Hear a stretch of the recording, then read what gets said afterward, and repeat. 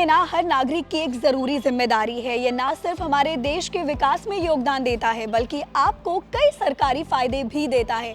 लेकिन अगर आप टैक्स नहीं देते या इसे नजरअंदाज करते हैं तो इसके नतीजे काफी गंभीर हो सकते हैं। सबसे पहले, भारत में आपको टैक्स पेमेंट के लिए ओल्ड टैक्स रिजीम और न्यू टैक्स रिजीम में से चुनने का विकल्प मिलता है।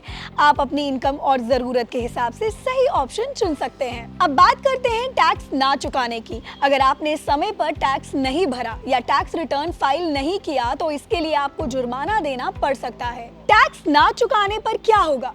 सेक्शन 234F के तहत 5 लाख से ज्यादा इनकम पर 5,000 रुपए का जुर्माना, 5 लाख रुपए तक की इनकम पर 1,000 रुपए का जुर्माना और सेक्शन 234A के तहत 1% प्रति महीने का ब्याज। अब अगर आपने फिर भी टैक्स नहीं भरा तो इनकम टैक्स डिपार्टमेंट आपको डिमांड नोटिस भेज सकता है। इसे अनदेखा करना खतरनाक हो सकता है। सेक्शन 156 के तहत बकाया टैक्स की मांग, सेक्शन 270A के तहत टैक्स कम दिखाने पर 50% से 200% तक का जुर्माना और सेक्शन 276CC के तहत टैक्स चोरी पर सजा। अगर आप बार बार नोटिस का जवाब नहीं देते तो इनकम टैक्स डिपार्टमेंट आपकी प्रॉपर्टी जब्त कर सकता है।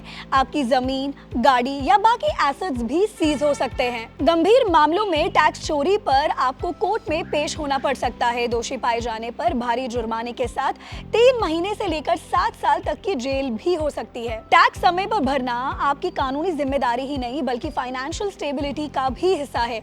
सही प्लानिंग करें और समय पर टैक्स भरें ताकि आप जुर्माने और कानूनी दिक्कतों से बच सकें। आपकी जरूरत से जुड़ी और भी ऐसी ही वीडियोस के लिए देखते रहें जी बिजनेस।